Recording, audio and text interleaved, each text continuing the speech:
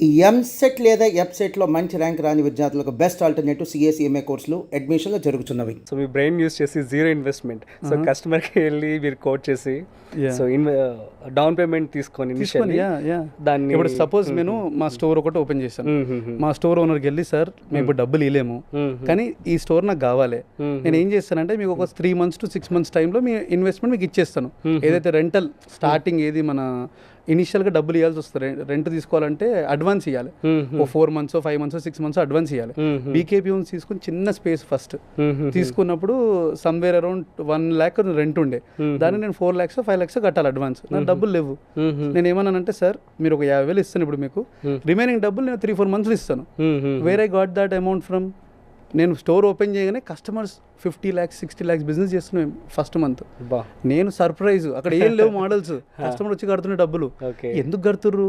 Brand. They looking at me, they looking at my hard work. ఆ hard వర్క్ని నేను చూపిస్తాను. Always I wanted project that only. ఈ రోజు కాదు, ఆ రోజు నేను ఎట్లున్నానో ఈ రోజు నేను ఎట్లుంటానో నెక్స్ట్ ఒక కమింగ్ 10 years 20 years ఇట్లే ఉంటా.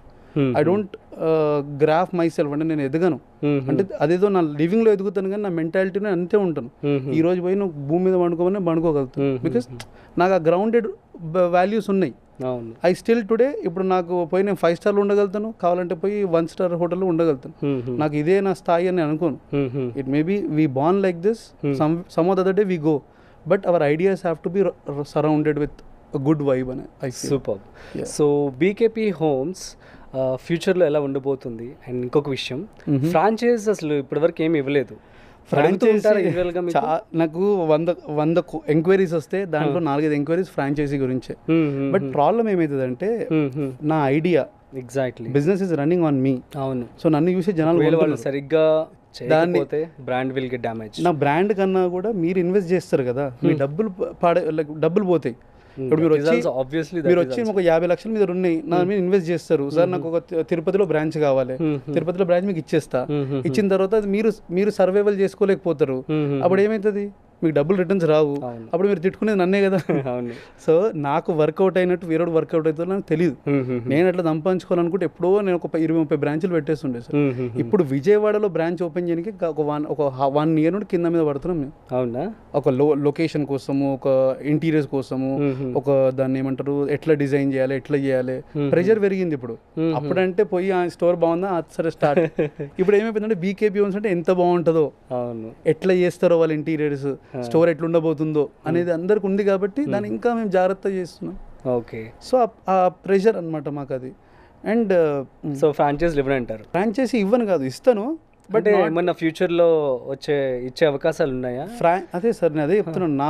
ఇప్పుడు ఆ ప్యాషన్తో రావాలి. Okay. It should be like, అంటే నేను కూడా ఫర్నిచర్ చేయాలి అనే ప్యాషన్తోని వస్తే ఎక్స్ప్లెయిన్ చేస్తాను డీటెయిల్గా. మొదలు వర్క్ చేయాలి, ఒక 4-5 months వర్క్ చేసి నేర్చుకోవాలి.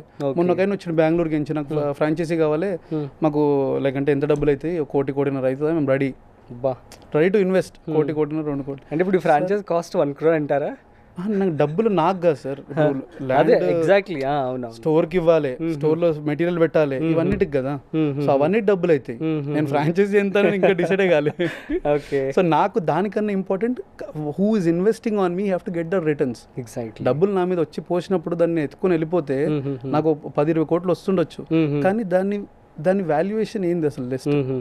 దాన్ని మనం వానికి కరెక్ట్ జెన్యూన్ రేపు పొద్దున మళ్ళీ బయటకు పోయి తిట్టుకున్నాను అనుకోండి, మన ఇంత పేరు వచ్చి లాభం లేదు కదా.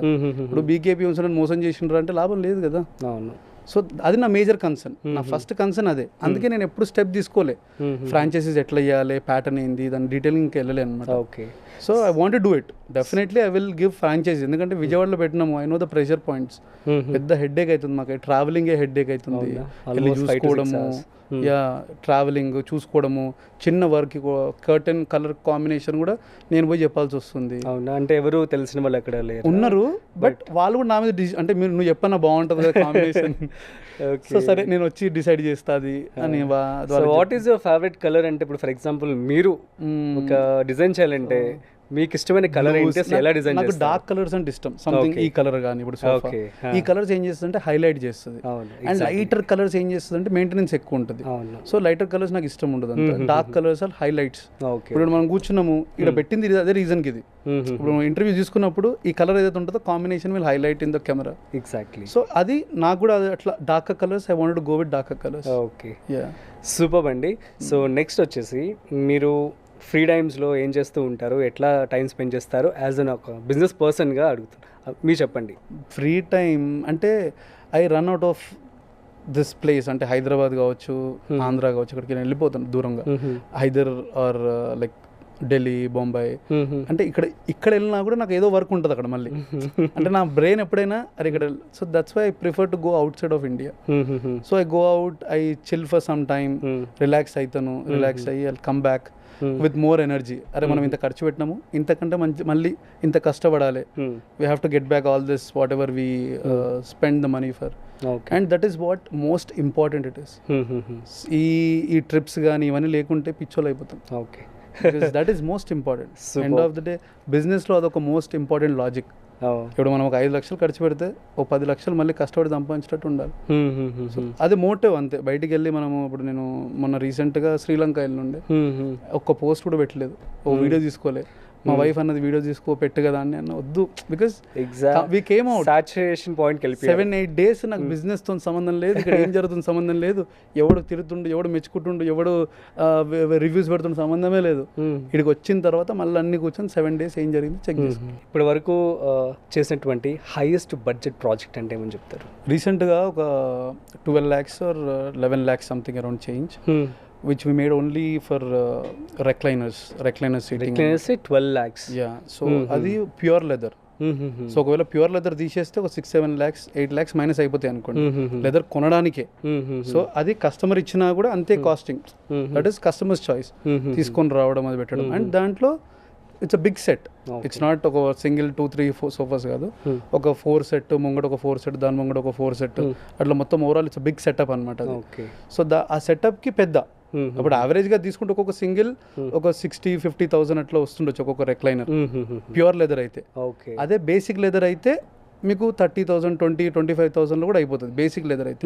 ఇంత డీటెయిలింగ్ ఏం చెప్తున్నా అంటే ఇప్పుడు 12 lakhs అంటే ఎక్కువ అనుకుంటారు జనాలు. 12 lakhs అంటే మళ్ళీ బీకేపీ కాస్ట్లీ అనుకుని.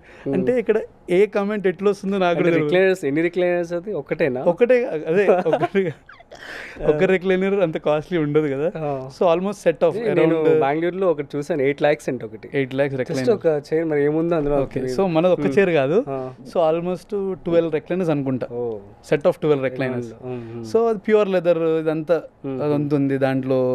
అండ్ హెడ్ రెస్ట్ కూడా విత్ మెకానిజం ఉంది. It's like premium. ఆల్రెడీ ఆ సార్కి అరౌండ్ 20-25 lakhs బడ్జెట్ వచ్చింది వేరే టీమ్ నుండి. సో ఇక్కడ అదే చెప్తున్నాను నేను, we always we can compare it. Because నాకు టక్కున బీకేపీఎంస్కి వచ్చి 12 lakhs కొటేషన్ ఇచ్చి తీసుకోవాల్సిన అవసరం లేదు. బయటికి వెళ్తే డెఫినెట్గా 20 లక్షల కొటేషనే ఉంటుంది. అది అంత ఉంటేనే we'll do on budget scale.